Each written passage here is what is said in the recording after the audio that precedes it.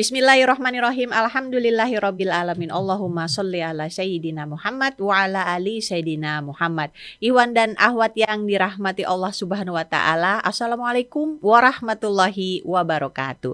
Mudah-mudahan dalam keadaan sehat walafiat, dan kita akan sesaat lagi mengikuti kajian fikih wanita bersama Ustazah Herlini Amran. Dan tema yang akan diangkat kali ini berkaitan dengan tahun baru Hijriah yang baru saja kita sambangi, yaitu amalan-amalan yang dapat kita lakukan selama tahun baru Hijriah. Mari kita simak bersama. Baina qulubina fa asbahna bi ni'mati ikhwana. Ya Rabbana lakal hamdu bil iman, ya Rabbana lakal hamdu bil Islam, ya Rabbana lakal hamdu bil Quran, lakal hamdu bil mali wal ahli wal mu'afah, lakal hamdu bi kulli ni'matin an'amta biha alayna. Allahumma sholli wa sallim wa barik ala sayyidina Muhammadin wa ala alihi wa ashabi ajmain wa ba'd. Allahumma inna nas'aluka ridhoka wal jannah wa na'udzubika min sakhatika wan nar. Alhamdulillah, tanpa terasa waktu bergulir dengan cepat, hari berganti demi hari, pekan, bulan, tahun. Sekarang kita menyambut tahun baru 1445 Hijriah. Nggak terasa ya, Masya Allah, bulan pertama Muharram sudah kita sambangi, dan kita melalui hari demi hari tanpa terasa, dan kita merasakan insya Allah nikmat yang Allah berikan kepada kita. Tidak pernah waktu berganti, baik pergantian hari, bulan, dan tahun, kecuali nikmat Allah senantiasa membersamai kita. Mudah-mudahan kita menjadi hamba Allah yang bersyukur, memasuki bulan Muharram ini dengan rasa syukur yang luar biasa tak terkira insya Allah, agar hari-hari dalam tahun-tahun ini akan Allah tambahkan nikmat-nikmat yang Allah berikan kepada kita.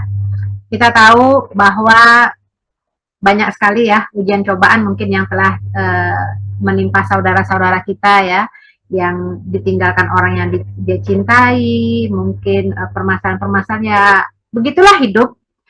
Namun amalan kita di tahun baru ini mudah-mudahan kita mulai dengan amalan yang akan membawa semangat kebaikan kita insya Allah, semangat memburu surga Allah ya Mbak Olin ya, semangat untuk menggali, mencari ilmu, semangat untuk mengamalkan ilmu, semangat yang lain yang positifnya, semangat-semangat yang akan membawa kita ke dalam ridho Allah insya Allah. Nah, untuk amalan di tahun baru ini, sebagaimana kita ketahui ya Mbak Olin ya, awal tahun dan akhir tahun dalam tahun-tahun Hijriah itu bulannya itu bulan haram, ya, bulan yang dimuliakan ya. Awal bulannya Muharram, akhir tahunnya bulan Zulhijjah, itu kan bulan haram ya. Bulan haram dalam Islam itu kan ada 4, Rajab, kemudian Zulqa'dah, Zulhijjah, Muharram. Jadi awal tahun, akhir tahun itu bulan haram. Artinya di sini adalah bahwa kita membuka hari kita, lembaran kita di tahun baru itu dengan bulan haram, supaya kita beramal soleh, dibuka dengan kebaikan, ditutup juga dengan kebaikan. Di penghujung tahun Zulhijjah kita ada puasa Arafah ya. Di awal tahun Muharram juga ada puasa Asyura. Jadi memang hari-hari kita itu adalah hari-hari ibadah.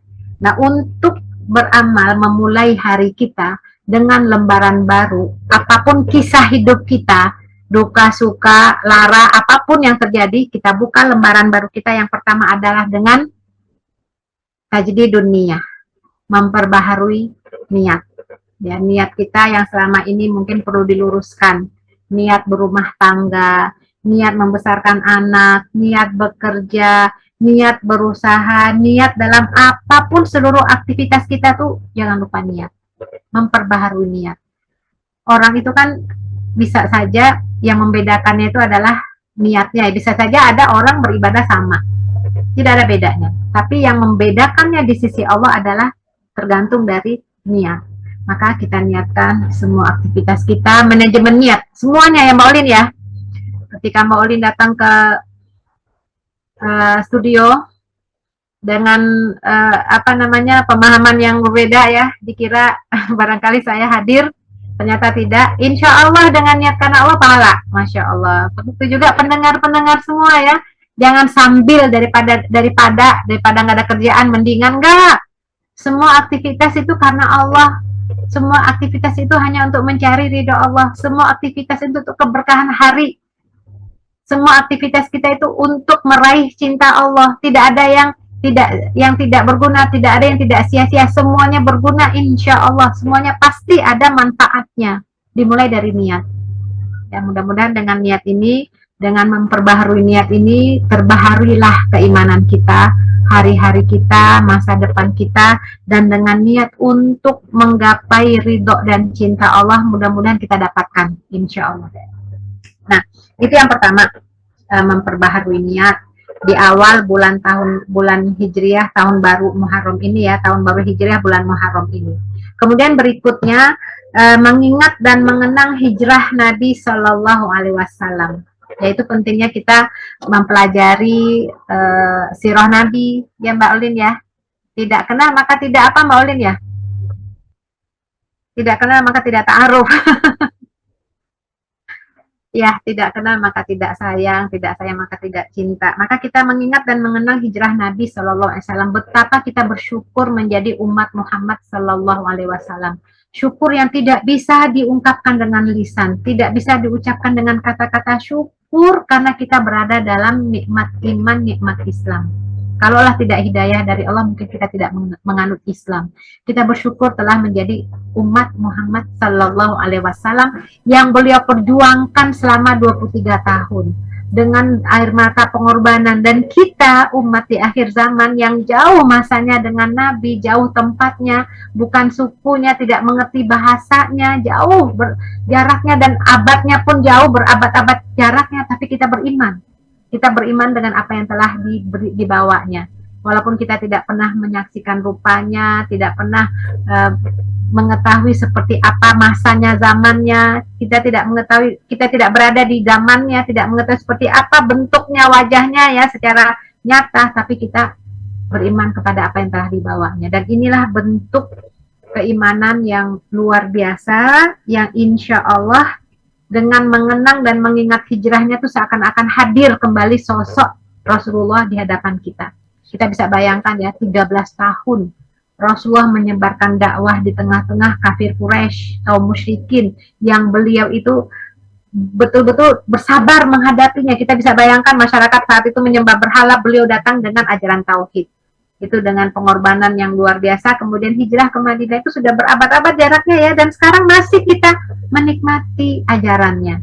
Kita masih merasakan bagaimana jiwa kita ketika menyebut namanya tuh berurai air mata ya Mbak Ulin ya. Ya Allah, makamnya masih ada di Masjid Nabawi ya. Ya Allah, ketika kita bersalawat apalagi di hari Jumat ini ya, Allahumma sholli wa sallim wa barik alaih, terasa ya. Ya Allah, inilah kita mengingat dan mengenang hijrah Nabi. Mudah-mudahan keimanan ini terus kita pertahankan, kita perjuangkan, dan kemudian kita bisa wariskan kepada anak cucu keturunan kita. Semoga semuanya itu wafat dalam keadaan muslim, insya Allah.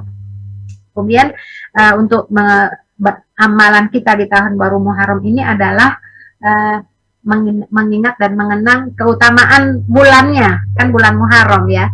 Bagaimana bulan Muharram ini adalah salah satu bulan yang dimuliakan Allah, bulan yang luar biasa dihormati, bahkan disebut juga syahrullah, bulan Muharram ini. Sesuatu yang disandarkan kepada Allah pasti mulia ya. Bahkan kalau misalnya dalam hadis itu ya, afdhalus siyam ba'da Ramadan syahrullah al-Muharram. Sebaik-baik puasa setelah Ramadan itu adalah puasa di bulan Allah, yaitu Muharram. Jadi kalau disandarkan kepada Allah jadi mulia ya, syahrullah, baitullah, ahlullah. Masya Allah, mudah-mudahan kita menjadi hamba Allah, Abdullah ya, amatullah, Masya Allah. Mudah-mudahan kita mendapatkan keberkahan ketika kita disandarkan kepada Allah sebagai hamba Allah.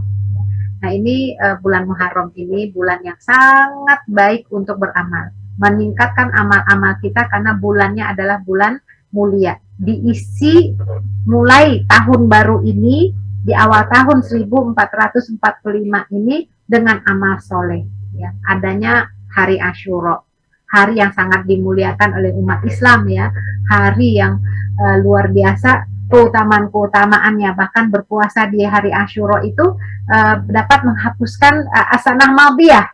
Su'ila an shaumi yauma Asyura faqala yukafirus sana al madiyah. Ketika Rasulullah ditanya mengenai puasa Asyura, beliau menjawab, dia bisa menghapus dosa setahun yang lalu. Masya Allah. Di awal tahun, kita sudah diisi dengan ibadah, ya, puasa Asyura, itu dapat menghapuskan dosa yang lalu, tahun yang lalu. Kemudian di bulan Zulhijjah akhir tahun, kita puasa Arafah, itu dosa madiyah, qobliyah dan madiyah, dosa yang kemarin dan yang tahun berikutnya. Masya Allah, itu Allah Maha Pemurah. Itu mengampuni semua dosa-dosa hambanya. Selama itu dosa-dosa kecil, ya. Tapi kalau dosa besar tidak. Nah, ini betapa kasih sayangnya Allah kepada hambanya. Jadi dosa-dosa itu kalau menurut Imam Nawawi dalam hadis beliau itu yang dimaksud penebus, ya, kafaroh dari dosa-dosa yang lalu itu dosa kecil. Jadi kalau dosa-dosa kecil diharapkan dengan saum itu bisa diringankan. Kalau dosa besar tidak, ya. Itu dosa besar itu memang harus taubat nasuha. Dosa kecil tuh banyak sekali yang terjadi kita tanpa sadari, ya. Mata melihat, ya, telinga mendengar, itu bisa jadi hal-hal yang tidak sengaja. Banyak sekali lah, ya, tidak bisa terlihat, tidak bisa pokoknya kalau dicatat tuh banyak nih dosa di hati tuh. Anak-anak tuh coba yang jengkel sama ibunya tuh dalam hati dia ngelawan, ya, ngomongin ibunya dalam hatinya, emang nggak dosa gitu, ya. Atau istri terhadap suaminya, atau artinya itu semua hal-hal yang tanpa disengaja. Nah, mudah-mudahan dengan ibadah-ibadah ini Allah ampuni semua dosa-dosa kita. Nah, ada yang unik.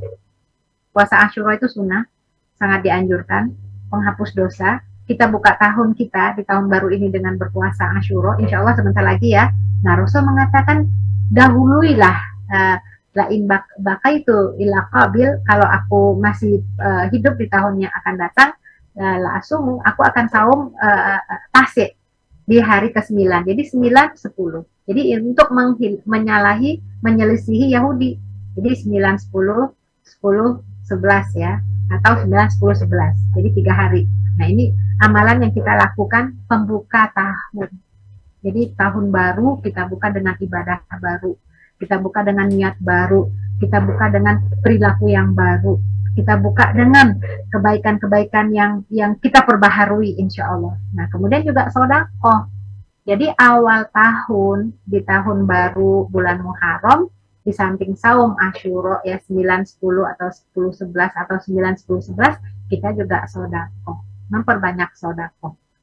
Dan sedekah ini banyak, ya, dalam Al-Quran itu memerintahkan hamba Allah untuk berinfak, bersedekah. Wa anfiqu mimma razaqnakum min qabli ayyatiya hadakumul maut fayaqula rabbi laula akhartani ila ajalin qarib fa asaddaqa wa akum minas solihin. Nah, itu secara umum perintah untuk bersedekah. Allah perintahkan berinfak sebelum datang hari di mana salah seorang dari datang kematian. Kematian kita tidak tahu kapan akan menghampiri kita, ya Allah. Sebelum datang kematian bersedekahlah, kata Allah. Jadi jangan sampai dikatakan, ya Rob, kenapa tidak engkau tangguhkan aku kematianku? Kalau engkau tangguhkan kematianku, pasti aku akan menjadi orang yang bersedekah. Pasti aku termasuk orang yang soleh. Tapi udah telanjur. Nah, ayat ini memperingatkan kita bagaimana di bulan-bulan yang dimuliakan ini sebagai pembuka tahun itu bersedekah. Sangat dianjurkan. Ya, amalan-amalan di bulan Muharram atau di bulan-bulan yang dimuliakan, ya. Jadi sebenarnya tidak hanya di bulan Haram, seluruh waktu pun juga sangat baik untuk sedekah, tapi keutamaan Muharram inilah yang menyebabkan sangat dianjurkan sedekah sebelum datang kematian. Kematian kita nggak tahu kapan, ya, menghampiri kita, ya, karena kematian itu rahasia Allah. Bahkan setiap dalam hadis Tirmizi, ya, manusia itu dikepung oleh 99 sebab kematian. Kalau tidak ada yang mengena, paling tidak usia tua tidak akan bisa terhindar. Maka kita ini dikepung nih. Bahkan dalam satu hari kita didatangi oleh 70 malaikat, 70 kali, ya, malaikat maut mendatangi kita. Mbak Olin, lihat Mbak Olin, udah belum, ya, seperti itu. Nah, ini kalau belum, berarti masih dibiarkan untuk menikmati kehidupan. Jadi inilah amalan-amalan di tahun baru kita buka dengan niat yang baru, ya, memperbaharui niat, mengingat keutamaan mengenang hijrah Nabi, mensyukuri karunia yang Allah berikan, kemudian kita bisa berusaha untuk melaksanakan ibadah-ibadah lainnya seperti saum, sedekah, infak, menyambung silaturahim ya, menyambung silaturahim kepada saudara-saudara kita yang masih barangkali hubungannya kurang baik, meningkatkan semua amal ibadah kita, apapun bentuk amal ibadah kita, semua ibadah-ibadah yang memiliki keutamaan-keutamaan itu kita lakukan ya. Jadi ini yang kita lakukan Mbak Olin ya. Jadi ini di sini dulu kita bahas ya. Kita lanjutkan kemudian. Baik, Ikhwan dan Akhwat, tadi sudah dipaparkan Ustazah perihal amalan yang bisa kita lakukan dalam rangka menyambut tahun baru Hijriah yang baru saja menyambangi kita. Ikhwan dan Akhwat, kami undang untuk menyampaikan pertanyaannya seperti biasa, nomornya di WhatsApp 08111999 720. Insya Allah Ustazah akan membahasnya, menjawabnya, namun setelah jeda nasyid berikut ini.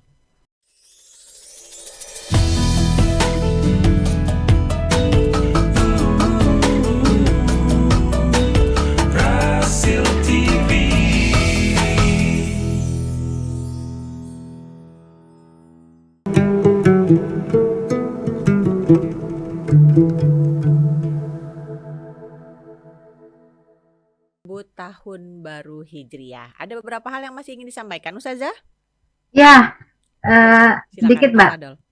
Jadi memang awal tahun baru di bulan Muharram ini kita buka dengan ibadah yang baru pula ya. Ibadah yang kita lakukan yang pertama tadi memperbaharui niat. Jadi dunia, niat dalam pernikahan kita, dalam belajar menuntut ilmu kita, dalam tugas kita, dalam pekerjaan, dalam bertetangga, dalam semua hal. Kita niatkan semuanya karena Allah. Kadang-kadang terlupakan niat ya. Kalau memang terlupakan niat ya berarti ya tidak dapat apa-apa. Nah sekarang kita buka tahun kita dengan memperbaharui niat. Tadi kita sampaikan ya. Kemudian berusaha untuk mengamalkan semua ibadah-ibadah yang ada yang mengisi dengan amal soleh. Puasa Asyura, dari Tasu'a, 9, 10, 11, dan segala macamnya ya. Nah ini yang menarik Mbak, mungkin yang terlupakan dalam mengisi tahun baru Muharram kita dengan meluaskan belanja pada hari Asyura. Masya Allah.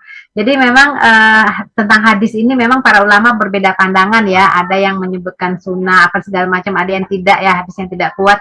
Tapi paling tidak Ibnu Taimiyah atau Imam Malik itu menganjurkan melapangkan belanja ya. Dalam hadis misalnya yang diriwayatkan oleh Tabrani, man wassa'a ala iyalihi yauma Asyura lam yazal fi sa'atin sa'ira sanatihi. Barang siapa memberikan kelapangan bagi keluarganya pada hari Asyura, maka ia tak akan kesulitan di waktu lain sepanjang tahun itu. Jadi ini kayaknya nih khusus untuk Asyura ya. Kepala keluarga tuh jangan pelit-pelit lah untuk keluarganya gitu ya. Berikan kelapangan belanja pada keluarganya. Allah akan lapangkan di keseluruhan tahun. Masya Allah ya. Jadi ini boleh tuh minta kelebihan belanja tuh sama suaminya biar Allah lapangkan sepanjang tahun itu ya. Jadi ini hal-hal yang kita lakukan ya bentuk syukur kita kepada Allah ya, minimal kalau kita puasa ya untuk berbukanya lah ya. Bukankah orang yang memberikan buka puasa itu akan mendapatkan pahala sama seperti orang yang berpuasa itu tanpa dikurangi pahala puasa orang yang berpuasa tersebut ya. Nah jadi ini hal-hal yang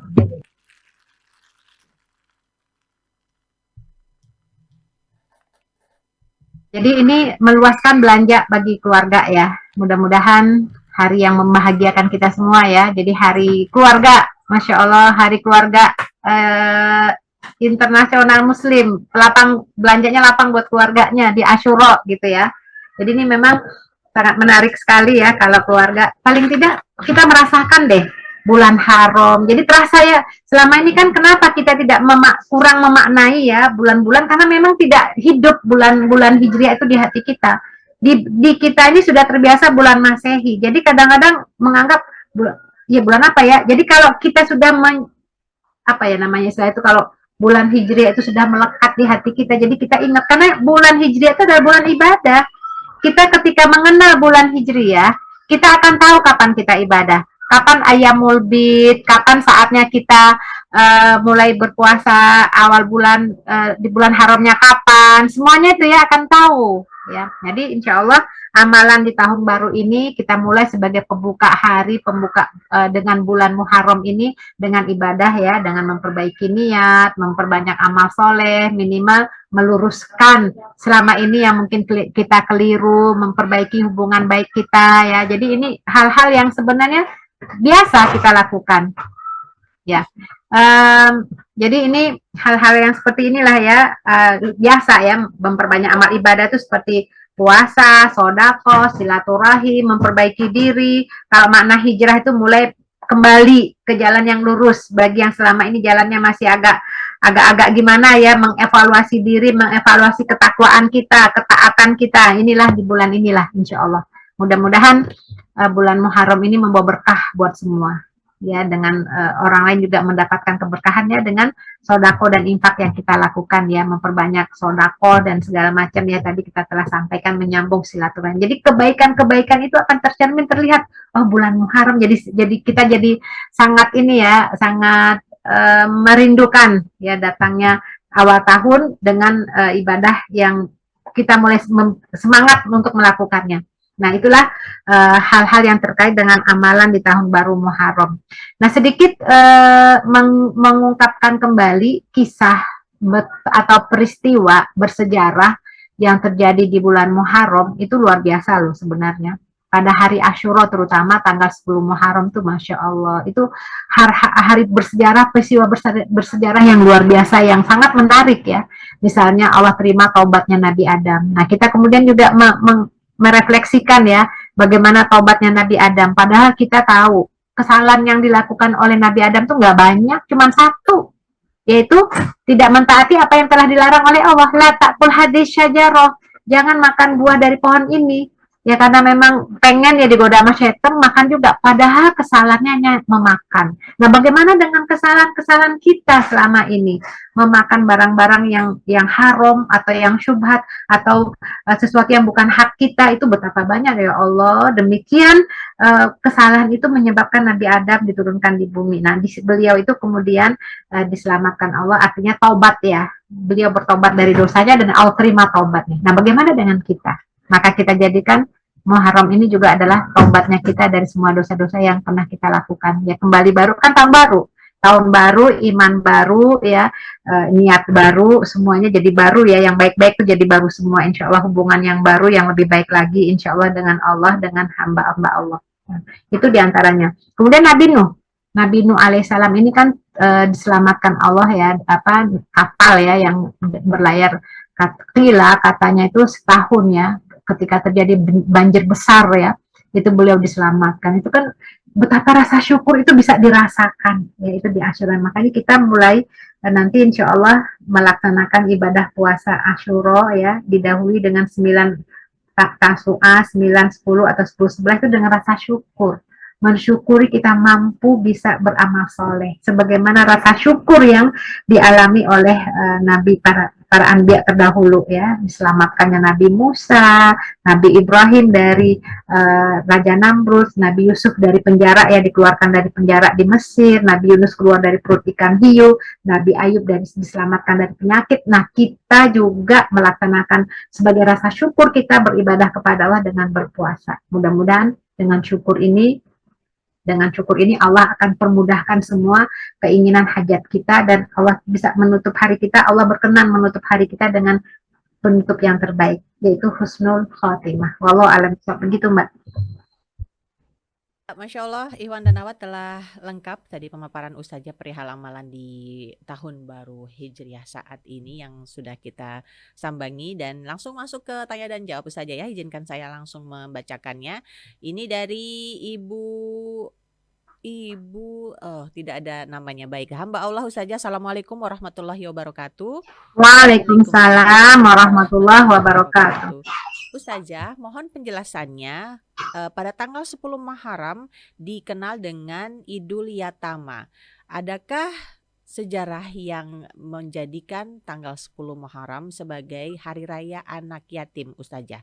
Dan apakah kita sunnah untuk merayakannya bersama anak-anak yatim atau cukup mentafakurinya saja? Mohon nasihatnya. Terima kasih. Ya, ini memang apa namanya di masa sekarang ini ya suka ada yang namanya Hari Anak Yatim ya pada tanggal 10 Muharram ya. Itu sangat terkenal banget ya. Jadi sebenarnya Hari Anak Yatim itu tidak ada yang dikhususkan tanggal 10 Muharram. Hari Anak Yatim sebenarnya setiap hari. Karena kewajiban kaum muslimin lah untuk menyantuni anak yatim. Nah, kenapa tanggal 10 Muharram ini menjadi hari raya bagi anak yatim? Itu bisa jadi karena bisa jadi tadi sodakoh ya, kita kan disunahkan bersodakoh. Nah kemudian sodakoh yang sangat apa namanya yang sangat layak untuk menerimanya lebih dahulu itu adalah anak yatim agar mereka diberikan perhatian dan kasih sayang ya. Jadi itu bisa jadi ya karena mereka telah kehilangan orang tua, mereka ini sangat sedih ya kondisinya. Nah itulah penyebabnya. Tapi secara ini kan secara umum ya, karena secara umum itu kan sodakoh. Kita kan dianjurkan banyak sodakoh di hari di bulan haram, di Asyura ya. Nah itu sebabnya seperti itu. Nah akhirnya ya walau alam ya kalau yang saya pahami itu secara umum seperti itu ya, keanjuran secara umum untuk bersodakoh yang aulawiyatnya adalah anak yatim karena mereka itu membutuhkan, bahkan mengusap anak yatim itu kepalanya itu kan dianjurkan. Nah, itu. Tapi ada katanya wallahu alam bisawab itu yang peristiwa Karbala ya Mbak ya, yang peristiwa tragis itu ya ketika Husain bin Ali dan pengikutnya itu ya yang terbunuh itu ya wallahu alam bisawab, saya nggak paham yang kayak begitu ya. Tapi intinya secara umum setiap hari itu adalah hari raya anak yatim. Mestinya setiap hari itu umat Islam menyantuninya, memberikan perhatian. Nah, barangkali dikhususkan di tanggal 10 Muharram ini, Asyura ini bisa jadi karena umum untuk bersodakoh itu. Ya, jadi sekali lagi, mestinya hari raya anak yatim itu adalah semua hari. Ya, semua hari itu adalah hari raya anak yatim. Semua umat Islam itu memberikan perhatiannya kepada mereka. Allah alam seperti itu Mbak. Sudah terjawab hamba Allah ya. Saya akan beralih ke pertanyaan berikutnya. Ini dari Bapak Junaidi di Jatikarya. Assalamualaikum warahmatullahi wabarakatuh Ustazah. Waalaikumsalam warahmatullahi wabarakatuh. Ini walaupun fikih wanita saya tetap nyimak dan rutin Ustazah. Terima kasih. Kayaknya Pak siapa Pak Janudin ya Pak siapa? Iya Pak Ustazah. Rajin ya dengarkan ya barakallahu fiik ya Pak. Masya Allah, mudah-mudahan sehat ya Pak. Beliau bertanya Ustazah, saya jadi terfikirkan Ustazah, siapa yang menetapkan pertama kali nama bulan Muharram sebagai bulan pertama dalam kalender Islam dan adakah alasannya Ustazah? Syukron. Ya. Jadi gini, kita tahu di masa Nabi itu belum ada kalender Hijriah. Di masa Nabi itu penetapan waktu itu berdasarkan tahun kedua setelah bi'tsah, setelah diutus Nabi. Jadi atau kalau penentuan tahun itu dulu itu berdasarkan peristiwa-peristiwa besar ya, itu di masa Nabi dan sebelumnya. Belum ada penetapan kalender Hijriah ini ya. Nah, mulainya penetapan kalender Hijriah ini tahun baru ini itu dimulai pada saat hijrah Nabi dari Makkah ke Madinah itu di masa Umar bin Khattab. Jadi Umar bin Khattab ini dengan para sahabat itu mereka bersepakat untuk menentukan karena memang sulit ya kalau sudah berkembang Islam sangat luas, kemudian tidak ada penetapan tahunnya itu akan kesulitan. Nah mereka bersepakatlah mereka untuk menentukan kapan mulainya. Awalnya sih itu berselisih pandangan ya, apakah dimulai pada awal Rasulullah lahir atau meninggal ya, banyaklah usulan-usulan ya kapan penetapan tahun itu, tahun Islam, kalender Islam itu. Akhirnya disepakati hijrah Nabi karena hijrah Nabi ini adalah peristiwa terjadinya perubahan yang sangat signifikan ya, peradaban baru Islam ya, yang munculnya Daulah Madaniyah ya, itu peristiwa besar, itu akhirnya dijadikanlah itu sebagai awal pertama Hijriah, tahun pertama pemulaan Hijriah. Nah, kita tahu hijrahnya Nabi dari Mekah ke Madinah itu bukan bulan Muharram, tapi bulan Rabiul Awal ya, Rabiul Awal Rasulullah hijrah. Tapi tidak dijadikan awal kalender itu Rabiul Awal, dijadikan bulan Muharram itu karena kesepakatan para sahabat saat itu dimulai dari bulan Muharram, karena memang Muharram itu bulan yang istimewa ya, yang bulan Allah. Bahkan nama Muharram itu sendiri juga ditetapkan oleh bukan dari warisan sebelumnya. Kalau yang namanya misalnya Rabiul Awal, Rabiul Akhir dan segala macam itu sudah ada nama-nama. Tapi Muharram ini khusus ya, nama dari Islam, haram ya, Muharram. Jadi ya, Syahrullah Muharram gitu ya. Nah, itu jadi kembali kepada kasus ini, bahwa penetapan kalender Hijriah ini memang ditetapkan di masa Umar bin Khattab ya, dan diawali mereka sepakat ya. Nah, bulan-bulan itu dimulai dari bulan Muharram. Jadi ini berdasarkan istihadnya para sahabat, para ini ya, sahabat terdahulu, kebijakan Khalifah Umar bin Khattab yang mengeluarkan perintah untuk membentuk kalender Islam dan menjadikan Muharram sebagai bulan pertama kalender yang sekarang, sampai sekarang kita jadikan sebagai awal bulan ya, awal bulan di tahun Hijriah. Jadi Muharram ini walau alam ya, apakah bagaimana kebijakannya, kita menerima ya dari istihad para para Umar bin Khattab dan para sahabat di masa Khalifah Umar sampai sekarang. Jadi hijrah Nabi itu sebagai awal titik tolak kalender Hijriah yang merupakan momentum untuk perubahan. Ya, jadi itu istihad ya, seperti itu. Allah alam bisawab. Baik, sudah jelas ya Pak ya, karena saya akan ke pertanyaan berikutnya. Ini dari Ibu Titi di Bekasi. Assalamualaikum warahmatullahi wabarakatuh Ustazah. Waalaikumsalam warahmatullahi wabarakatuh. Semoga Ustazah sehat selalu, kata Bu Titi. Amin ya Rob. Bu Titi juga insya Allah semuanya juga yang mendengar sehat semua ya insya Allah. Amin. Ustazah, pada saat tahun baru akan datang kemarin, ucapan selamat menyambut tahun baru Hijriah hilir mudik. Bagaimana hukumnya Ustazah? Apakah itu diperbolehkan atau malah tidak dianjurkan? Karena rasanya sama saja kita meniru kebiasaan agama lain yang menyambut tahun baru dengan saling melemparkan ucapan selamat. Mohon nasihat. Masya Allah. Bagaimana tuh ya mengucapkan selamat tahun baru ya? Kalau saya melihat di sini hukum mengucapkan selamat tahun baru ini, kalau misalnya kalau kita lihat dari pandangan para ulama ya, ini kan tahniyah ya, namanya tahniyah ya. Tahniyah itu kan ucapan selamat ya, semoga selamat tahun baru dan segala macamnya ya. Bagaimana sih hukumnya? Boleh atau tidak? Kalau gitu sama dong, sama dengan orang-orang lain. Kalau tahniyah itu sebenarnya nggak ada masalah, itu kan doa ya, ucapan itu kan doa. Kita kan mengucapkan selamat tahun baru Hijriah ini karena memang bentuk sebagai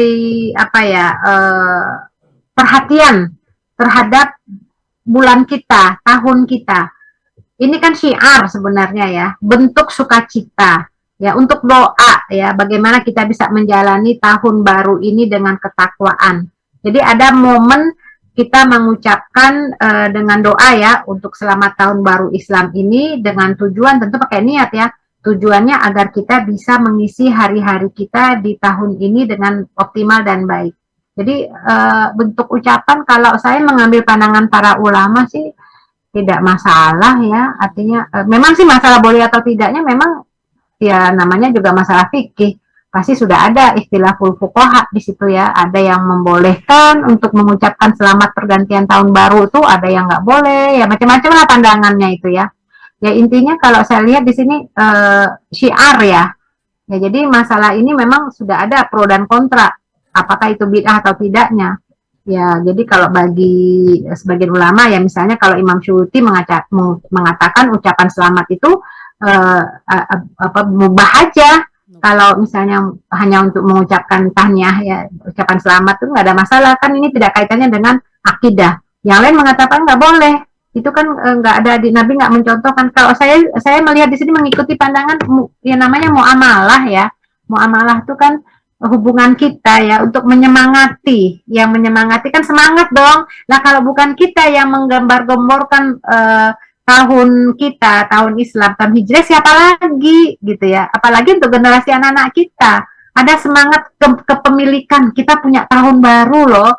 Muharram walaupun memang di masa Nabi itu tidak ada tapi untuk membangkitkan syiar Islam ada rasa daripada mereka mengambil yang di luar Islam kan jadi ini ada loh gantinya gitu ya selama itu tidak mempengaruhi akidah ya saya rasa untuk mengucapkan sebagai bentuk niatnya untuk rasa syukur ya mungkin sama juga kayak gini kali ya kalau kita analogikan boleh nggak ngucapin selamat tahun baru selamat ulang tahun ya kan misalnya kalau misal pasangan suami istri masa itu nggak boleh sih kan kita untuk rasa syukur gitu ya untuk mensyukuri apa yang telah Allah berikan kepada kita apalagi tahun yang merupakan tahun Islam kalau bukan kita sama seperti mengucapkan hari raya Idul Fitri juga ya hari raya Idul Adha kan apa bedanya sama aja kan itu kan juga pergantian ya hari raya ya jadi ini ucapan-ucapan ini ya sebenarnya muamalah ya artinya tergantung dari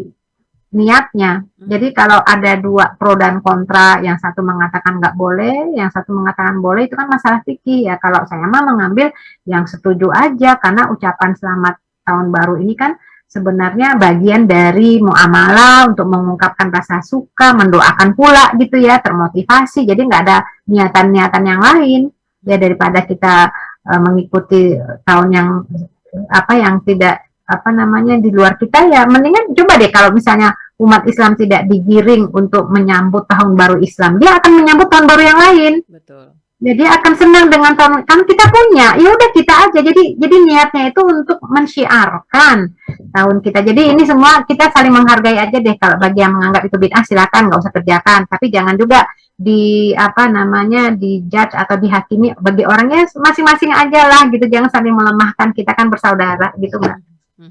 Ya, Bu Titi, yang penting niat. Kalau memang niatnya dakwah, Bismillah, Insya Allah diperbolehkan itu saja ya. Insya Allah, amin. Baik, ini dari hamba Allah Ustazah. Assalamualaikum warahmatullahi wabarakatuh, Ustazah dan Mbak Karolin. Waalaikumsalam warahmatullahi wabarakatuh. Tahun baru kita Ustazah diwarnai dengan pembakaran ayat suci Al-Quran di Swedia. Geram rasanya Ustazah. Sebenarnya apa sih yang bisa dilakukan orang-orang yang lemah seperti kita ini tidak punya kuasa dan tidak punya apapun? Mohon sarannya Ustazah agar nanti dipertanggungjawabkan yaumul akhir kami bisa berkata tentang bahwa kami membela agama Allah walaupun dengan yang kami punya saja. Mohon nasihatnya Ustazah karena sangat resah Ustazah melihat berita yang berseliweran belakangan ini. Syukran. Ya, kan ada ini ya hadis Nabi man ra'a minkum mungkaron falyughayyirhu biyadihi gitu ya. Kalau kalian melihat kemungkaran, kalian melihat sesuatu yang tidak berkenan di hati kalian menistakan agama kalian, rubahlah dengan dengan tangan ya. Bisa tangan tuh dengan kekuasaan. Nah, sekarang kan itu yang melakukannya kan orang lain di luar negara kita. Jadi apa yang bisa kita lakukan ya? Kita berharap misalnya pemerintah mengirimkan protes gitu ya sebagaimana yang dilakukan oleh negara-negara lain saling menghargai umat beragama itu kan perlu ada ya protes-protes tersebut ya supaya menghargailah ya hal-hal jadi itu antar negara jadi bahkan kalau kita lihat negara lain bahkan mengancam putus hubungan dengan Swedia misalnya ya banyaklah negara-negara lain menunjukkan aksinya. Nah, kita juga berharap ada nota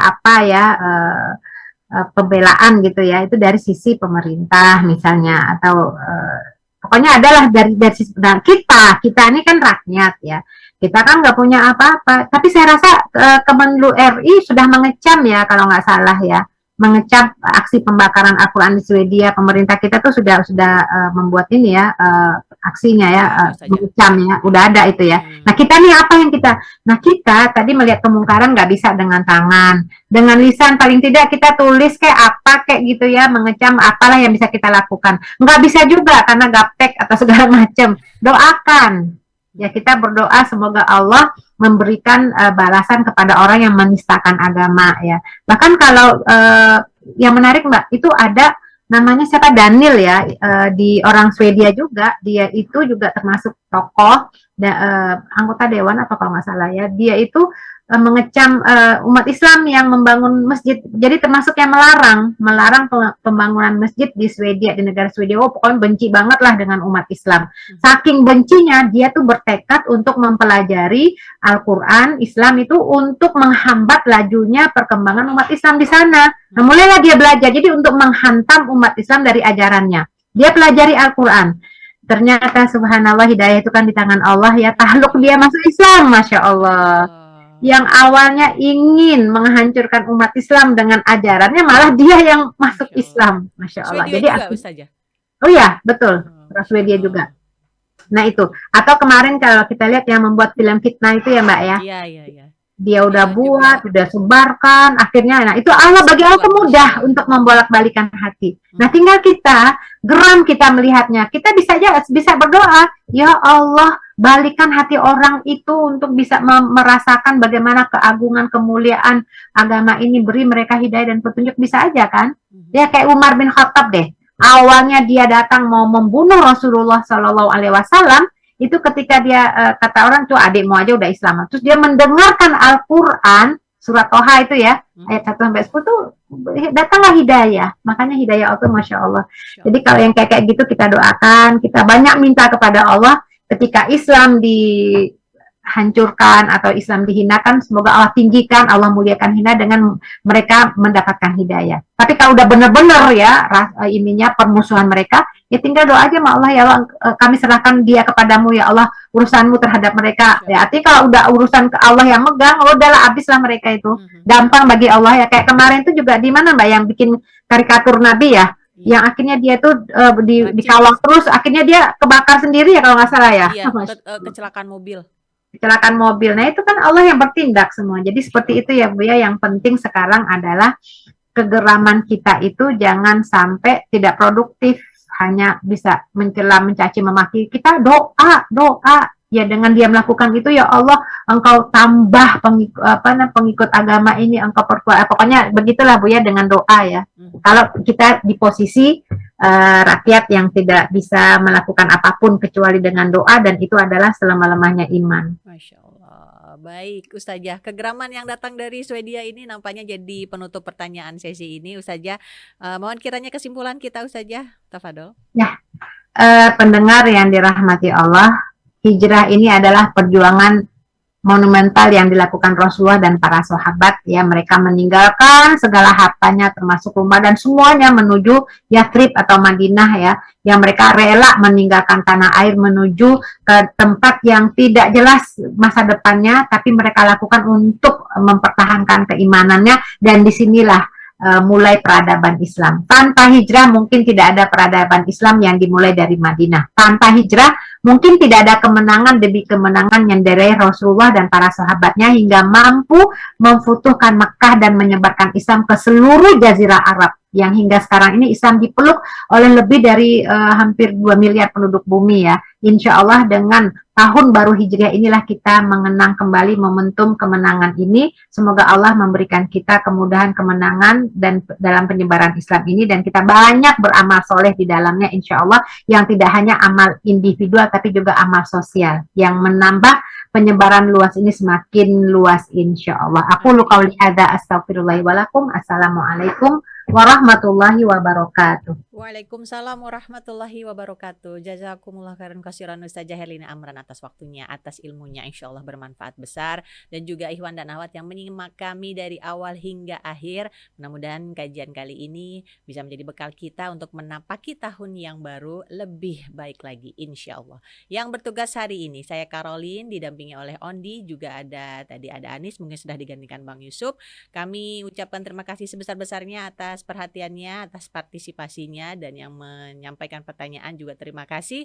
Kami mohon maaf apabila ada kekurangan dalam sesi kami kali ini. Mudah-mudahan tidak mengurangi kekhidmatan dalam menuntut ilmu, insya Allah. Subhanaka Allahumma wa bihamdika asyhadu alla ilaha illa anta astaghfiruka wa atubu ilaik. Wabillahi taufik wal hidayah. Wassalamualaikum warahmatullahi wabarakatuh. Waalaikumsalam Warahmatullahi wabarakatuh. warahmatullahi Terima kasih ya Ustazah.